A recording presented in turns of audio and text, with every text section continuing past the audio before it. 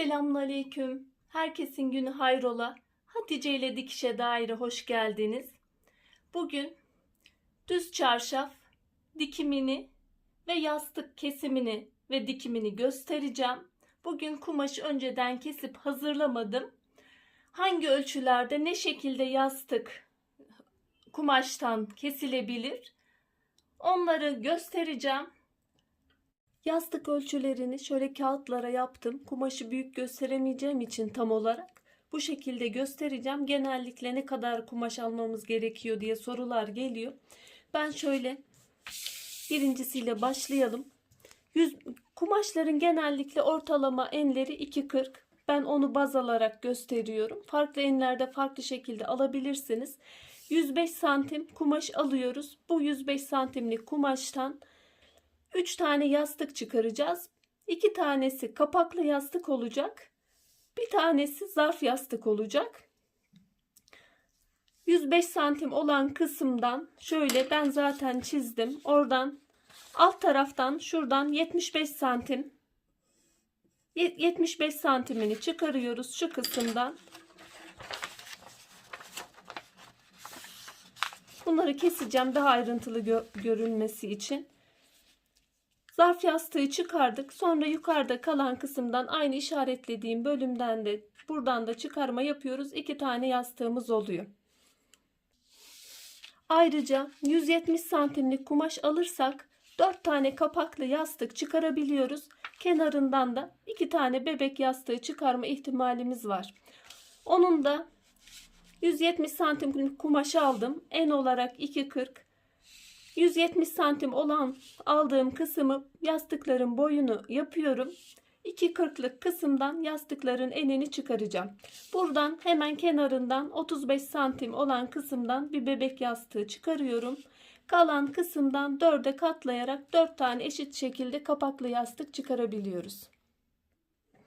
Şöyle keserek de gösteriyorum. Bu kumaş olarak düşünün. Şuradan 75'i aldım.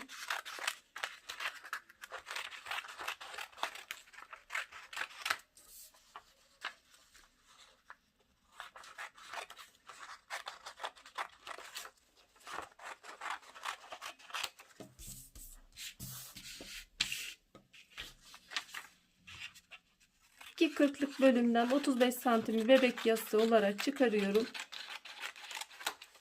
Bunu da 4 eşit parçaya bölüyorum. Bu şekilde kesmiş oldum. Zarf yastık çok kullanışlı değil. Kapaklı yastıkları daha kullanışlı. Ama bu videoda ben zarf yastığı da kapaklı yastığa nasıl çevirebiliriz onu da detaylı bir şekilde göstereceğim. Ben burada kumaşta ölçümü almaya geldim. Benim kumaşıma göre hareket ediyorum. Kumaşımın kalanlarından çarşaf çıkaracağım. O yüzden ben 105 santimlik ölçüyü kullanıp 2-3 tane yastık çıkarmayı planlıyorum. Kalandan da tek kişilik düz çarşaf ve çift kişilik lastikli çarşaf çıkaracağım. O yüzden ölçümü ona göre ayarlıyorum. 105'ten şöyle alıyorum.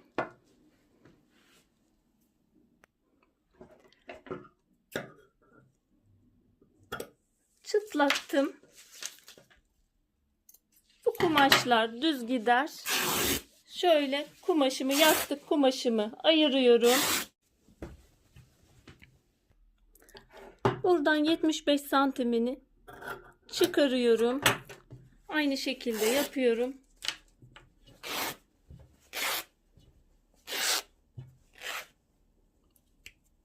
Birinci yastığım zarf yastık. Zarf yastık dediğimiz şu şekilde ikiye katlıyoruz. Burasına fermuar dikilerek yapılabilir ya da kumaş ek vererek kapağı ekli de olabilir. Şimdi kalan kumaştan alttan 75 santimini aldım. Yukarıdaki kalan kısmı ikiye bölüyorum. Buradaki gibi aynı bu şekilde.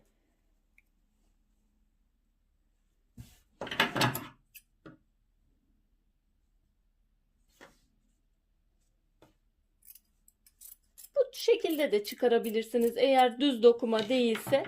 Düz dokumaysa böyle ayırarak da gidebilirsiniz. İki şekilde de yapabilirsiniz.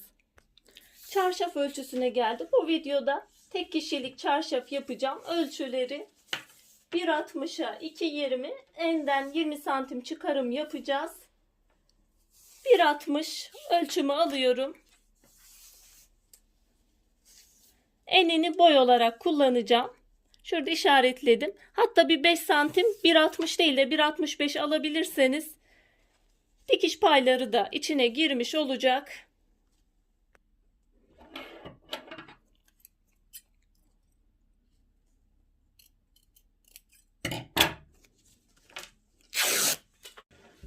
Fazla kumaşımı kaldırdım. İsterseniz boyunu 2.40 da bırakabilirsiniz. Eğer uzun isterseniz hiç almazsınız da kumaş enini direkt boy olarak da yapabilirsiniz. Ayrıca bu kumaşların eni 2.40 değil de 1.60 olanları da var. Eğer tek kişilik yapacaksanız onu kullanabilirsiniz. Daha ideal onun ölçüleri tek kişilik olarak onun 1.60'lık enini en olarak kullanırsınız. 2.20 çarşaf için kumaş alırsınız. O daha ideal oluyor. O şekilde de düşünebilirsiniz. Elinizdeki kumaşa göre yapabilirsiniz.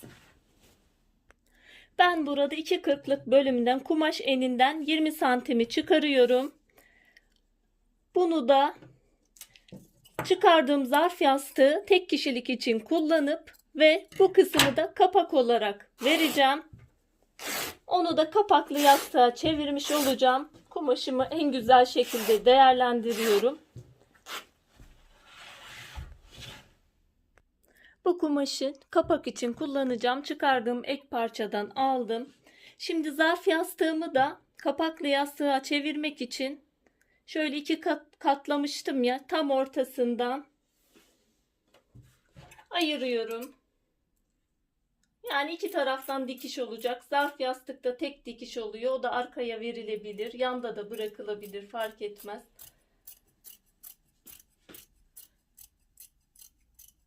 Genelde çok sorular geliyor. O yüzden bu kadar ayrıntıya giriyorum. Belki sıkılabilirsiniz.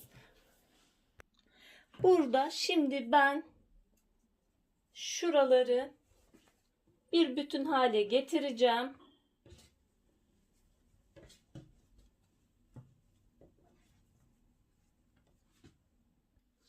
Şurayı dikeceğim.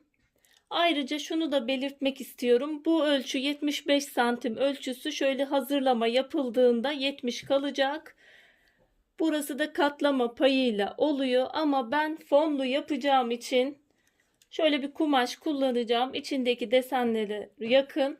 O yüzden şuradaki fazlalık kısmımı çıkaracağım. Yastık boyumu 70 santime bırakacağım. Şöyle 70 olarak belirledim. 1 santim de buradaki dikiş payları, üstteki dikiş payını da bıraktım ayrıca. Buranın da dikiş payını bıraktım. Buradan bu şekilde keseceğim. Fazlalık kısmımı kenara bırakıyorum. Burada bir tarafa kapağı ekleme yapacağım. Şuradaki ilk kenarını kapağın en son kısmı olarak bırakacağım. Çünkü burada çok az bir katlama yapacağım. Çünkü biraz benim kısa, bir 4 santime yakın bir kısalık payım var. O yüzden ilk kenarını dış kısma bırakıyorum. Çünkü orayı çok az bir katlama yapacağım. Şöyle kumaşımı açıyorum. Kumaşımı ben burada, burası orta kısım zaten. Burası kapak bölümü. Burası 70'lik kalan yastık bölümü. Yani bu şekilde kumaşımı 170 santime ayarlamış oldum. Şimdi burası da kumaşımızın ön bölümü olacak. Fon yapacağız. Fonumuzu bu şekilde dikmeyeceğiz. Şöyle ön kısmın arka tarafını çeviriyorum. Yani ters tarafını çeviriyorum. Ters tarafına şöyle kumaşı getiriyorum. Kumaşın tersi fon kumaşın düz yüzü. Yüzü yüzüne bakmıyor. Tersi oluyor burada.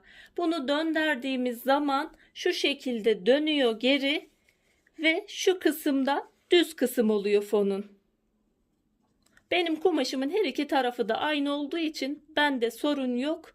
Ama şu şekilde farklı kumaşlarda ona dikkat edeceğiz. Genelde yüz yüzüne yerleştiriyoruz ama burada terse düz geliyor.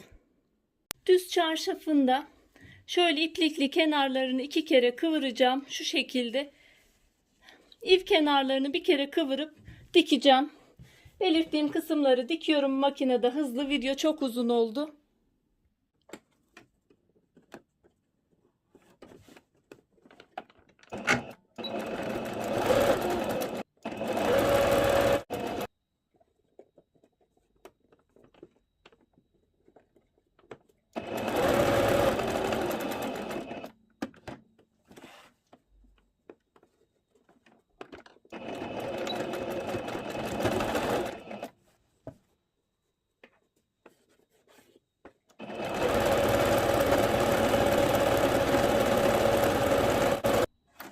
Çarşafı bitiriyoruz. Şimdi yastıkta söylediğim yerleri dikiyoruz.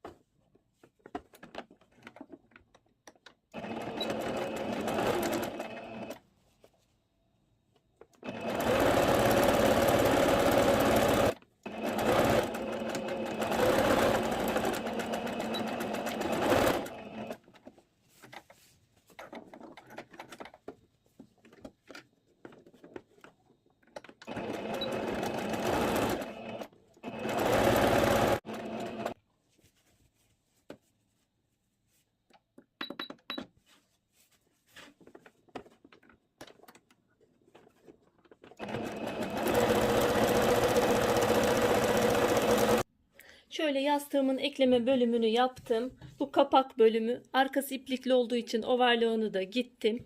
İlk kenarını buraya bırakmıştım ve küçük bir katlama yaptım bir kere. Orta kısım kumaş desenli olduğu için dikişi bulamıyordum. Mesela hiç belli olmuyor dikişim. Arka kısım ilk kenarlar olduğu için overlock gitmedim. Bu kısmını da arkadan dikmiştik.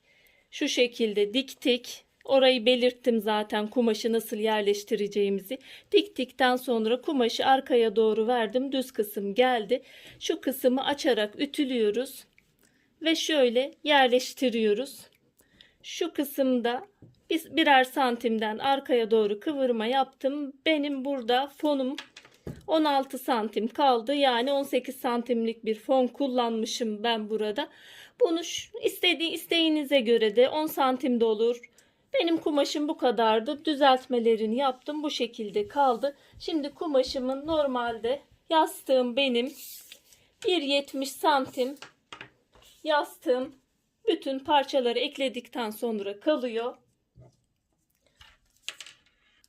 Şuradaki kısmı da isterseniz direkt dikişle dikin. Kendi renginden dikersiniz. Öyle de bırakabilirsiniz. Piko da yapabilirsiniz. Güpür de dikebilirsiniz. Ben şöyle bir organize güpür dikeceğim. Bu şekilde bırakacağım. Daha uyumlu olduğunu düşünüyorum. Eğer ikisini bir dikemezseniz önce fonu dikin, sonra üzerine güpürü yerleştirip dikin. Ben ikisini birlikte dikeceğim. İğneledim. Şimdi makineye geçiyorum. Güpürümü alttan ve üstten iki taraflı dikeceğim.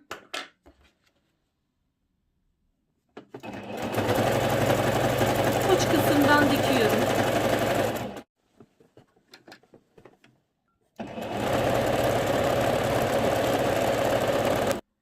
Burada yastığımızın katlanma şekline geçiyoruz. Benim burada kumaşım ekli olduğu için katlanma yerleri direkt belirli.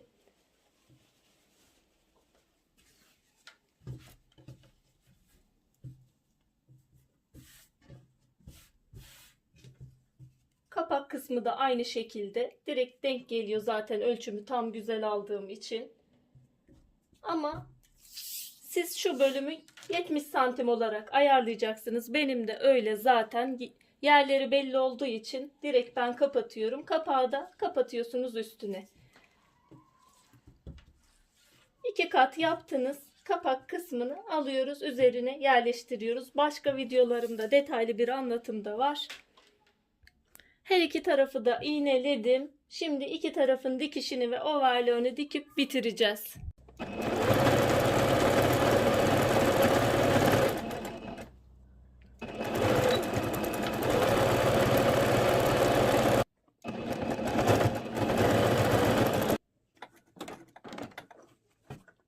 Yastık ve çarşaf dikimlerimizi bitirdik. Yastığımız bu şekilde. Kapaklı yastık.